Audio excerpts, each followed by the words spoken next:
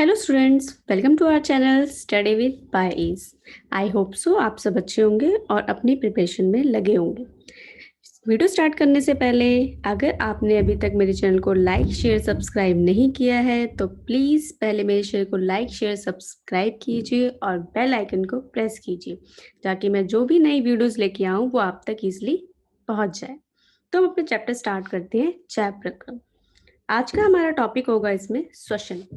अब बात करते हैं हम श्वसन की। श्वसन होता क्या है? श्वसन का मतलब होता है सांस लेना। सांस लेने से अब हम सोचेंगे क्या? ऑक्सीजन और कार्बन डाइऑक्साइड। ऑक्सीजन को हम लेते हैं, कार्बन डाइऑक्साइड को हम बाहर निकालते हैं। ये तो हमें पता है, ऑक्सीजन हमें बाहर से मिल जाती है, हमें अपने वातावरण से, पेड़ पौधों से ऑक्सीजन मिल जाती है। बट जो कार्बन डाइऑक्साइड आती है हमारे शरीर में, वो कहाँ से आती है? वो भी जानेंगे हम इसमें। देखिए, हमने भोजन को खाया। भोजन को खाना मतलब भोजन का अंतर्ग्रहण। भोजन को हमने लिया, फिर उसका होता क्या है? फिर उसका उपयोग हमारी कोशिका करती है अलग अलग जैव प्रक्रम में। क्योंकि हमारे शरीर में बहुत सारे काम होते रहते हैं, नई नई कोशिका बनती हैं, बिगड़ती हैं, बहुत सारे काम होते हैं, हार्मोन्स हमारे शरीर में निकलते हैं। ये सब चीज़ें बनती कहाँ से? ये अपना काम करती कैसे? तो ये सारे जो हम भोजन लेते हैं, ये सब उसका उपयोग करके अपने अपने काम करती रहती है। फिर क्या हुआ? भोजन जो हम बात कर रहे हैं वो ग्लूकोज। फिर उस भोजन का जो ग्लूकोज जिसे कह रहे हैं, उसका विखंडन होता है। विखंडन मतलब टूटना। किसकी उपस्थिति में? O2 की उपस्थिति में जो भोजन टूटता है उसमें से क्या निकलता है? कार्बन डाइऑक्साइड और पानी।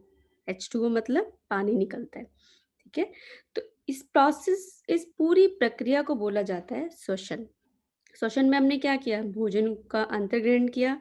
फिर जो भोजन हमने खाया उसका उपयोग किसने किया? कोशिका ने किया।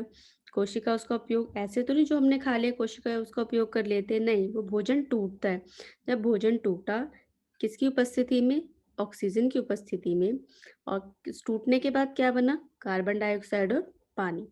इस प्रक्रिया को हम बोलते हैं श्वसन। ठीक है, हमने ऑक्सीजन लिया और कार्बन डाइऑक्साइड को बाहर निकाल दिया। अब एक वर्ड है इसमें, कोशिका श्वसन। कोशिका श्वसन क्या होता है? जब भोजन का विखंडन होता है तथा ऊर्जा कोशिका से निकलती है उसे बोलते हैं कोशिका श्वसन। अब आप देख रहे हैं भोजन का विखंडन मतलब भोजन टूट रहा है। जब भोजन टूटता है, ठीक है, और उसमें से जो ऊर्जा निकलती है, और वो ऊर्जा कहाँ से निकलती है? कोशिका से जो ऊर्जा निकलती है उसको बोलते हैं कोशिका श्वसन। हम सांस ले रहे हैं तो कोशिका भी तो सांस ले रही है। ठीक है, तो उसे बोला जाता है कोशिका श्वसन। नेक्स्ट देखते हैं, ग्लूकोज का विखंडन विभिन्न पथों द्वारा। अब ग्लूकोज मैंने बताया कि ऑक्सीजन की उपस्थिति में टूटता है, बट ऐसा जरूरी नहीं है। ऑक्सीजन की अनुपस्थिति होगी तब भी ग्लूकोज टूटता है, ऑक्सीजन कम होगा तब भी ग्लूकोज टूटेगा, और ऑक्सीजन होता है तब भी ग्लूकोज टूटता है। ग्लूकोज के टूटने के अलग अलग हम पाथ को देखेंगे। पहला, जब ऑक्सीजन बिल्कुल ही नहीं है तो तब ग्लूकोज कैसे टूटता है?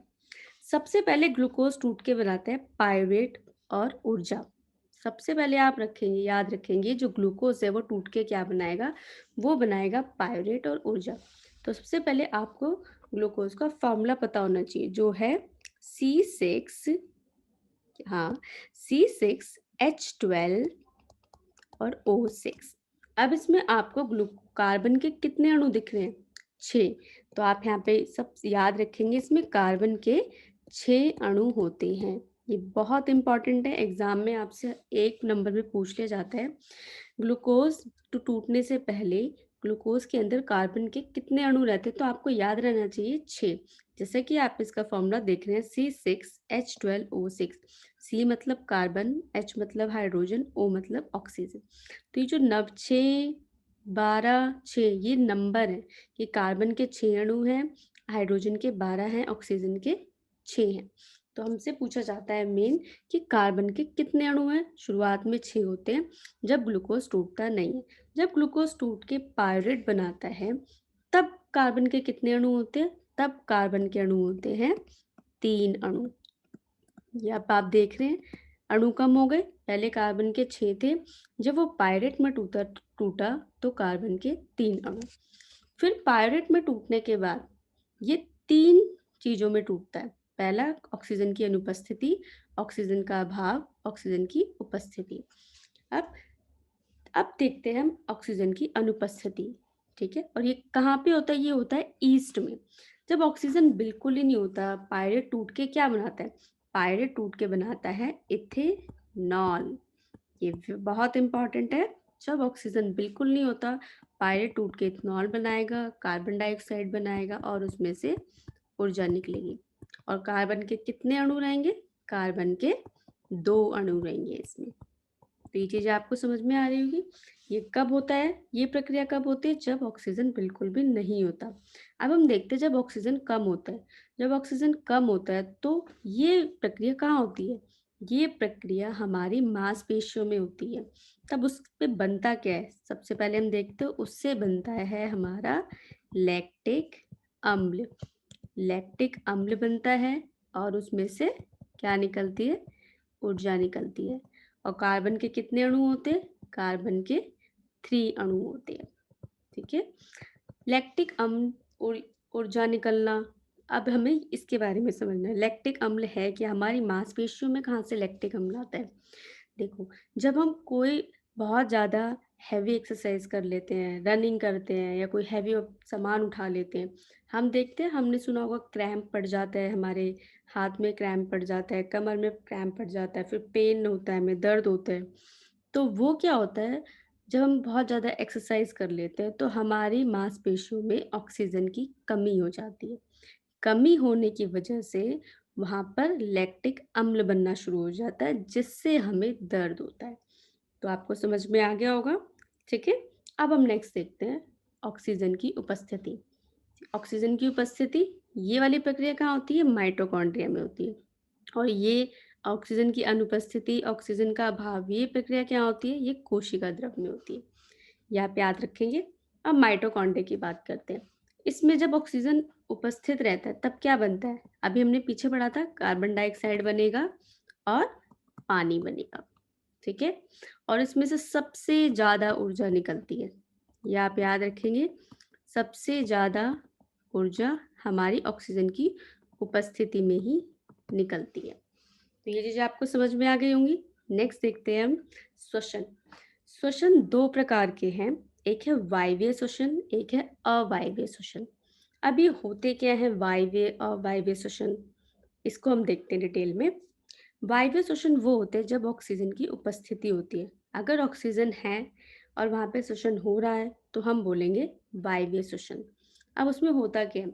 उसमें ग्लूकोज टूट के कार्बन डाइऑक्साइड, पानी और ऊर्जा बनाता है। और ये वायवीय श्वसन होता कहाँ है? ये वायवीय श्वसन होता है या तो कोशिका द्रव में, नहीं तो माइटोकॉन्ड्रिया में। ये दोनों में होता है। ठीक है, और वायवीय श्वसन में सबसे ज़्यादा ऊर्जा निकलती है। ऊर्जा निकलती है कौन से रूप में निकलती है? एटीपी के रूप में। कितने होते हैं एटीपी के अणु उसमें?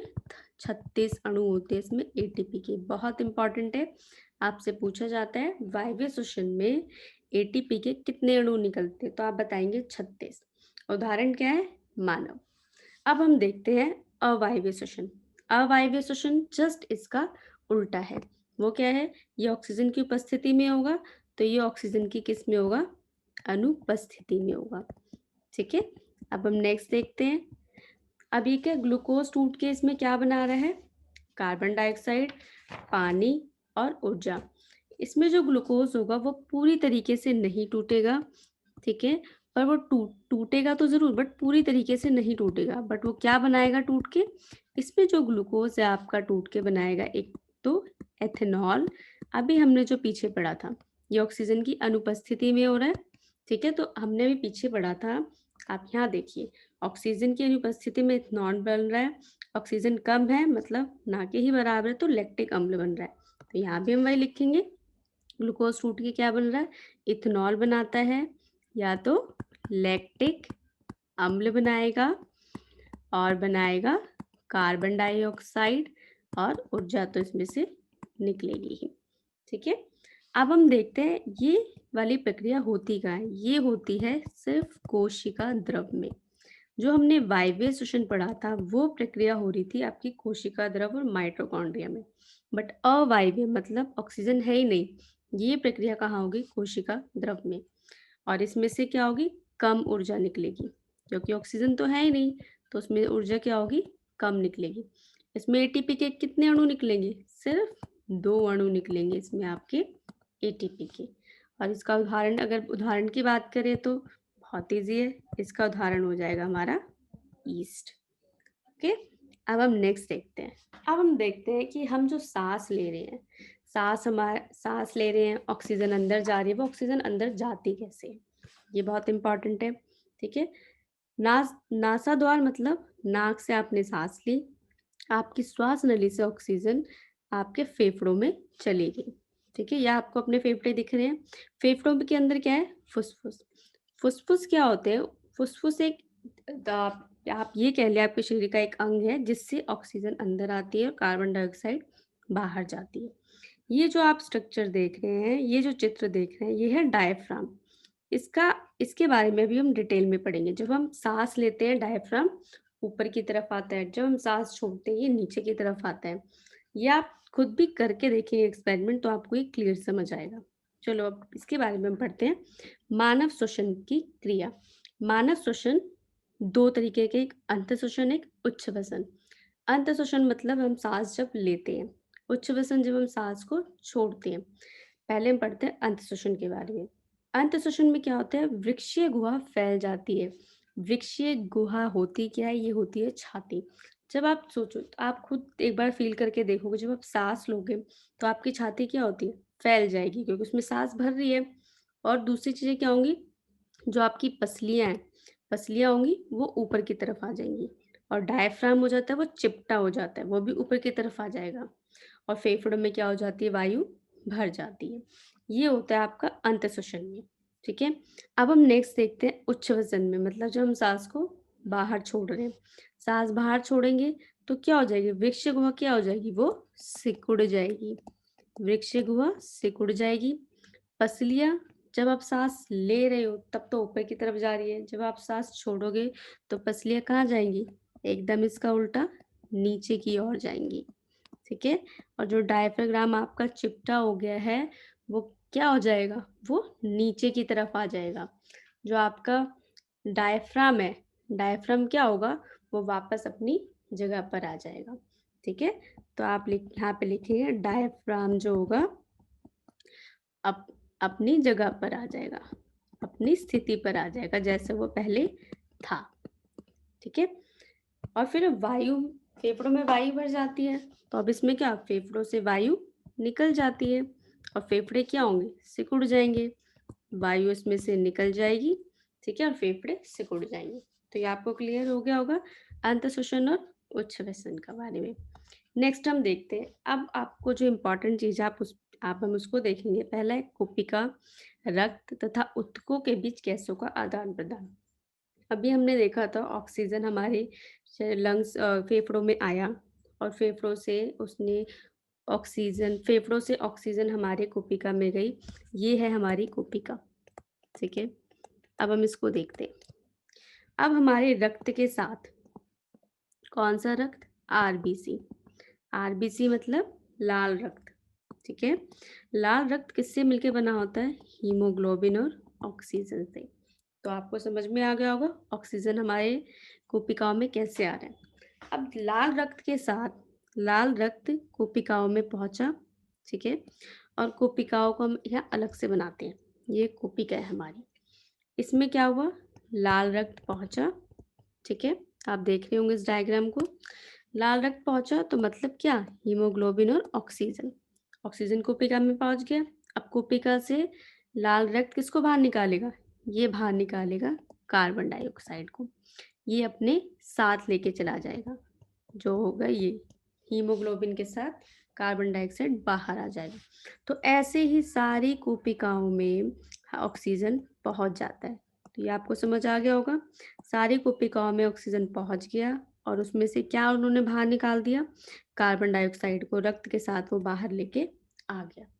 तो इससे आपको ये चीज क्लियर हो गई होगी कि हमारी कोशिकाओं में रक्त के साथ ऑक्सीजन कैसे पहुंचता है। ठीक है, फिर से मैं एक बार इसको रिपीट करती हूँ। रक्त कौन सा, लाल रक्त। लाल रक्त किससे मिलके बना है, हीमोग्लोबिन और ऑक्सीजन। बट हीमोग्लोबिन है क्या, हीमोग्लोबिन एक पिगमेंट है जो हमारे खून को लाल रंग देता है। जैसे आपने क्लोरोफिल पढ़ा होगा पत्तियों में, जो पत्तियों को हरा रंग देता है, ऐसे ही हीमोग्लोबिन हमारे रक्त को लाल रंग देता है। ये हमारी कूपिकाओं में पहुंचा और उसके साथ क्या क्या जा रही है, ऑक्सीजन जा रहा है। तो पूरी कूपिकाओं में ऑक्सीजन पहुंच जाती है और कूपिकाओं से रक्त कार्बन डाइऑक्साइड को बाहर लेके आ जाता है। इससे हमारे फेफड़ों में ऑक्सीजन पहुंच जाती है और कार्बन डाइऑक्साइड बाहर निकल जाता है। तो ये चीज़ आपको क्लियर हो गई होगी। आई होप सो आपको आज का चैप्टर अच्छे से समझ में आया होगा।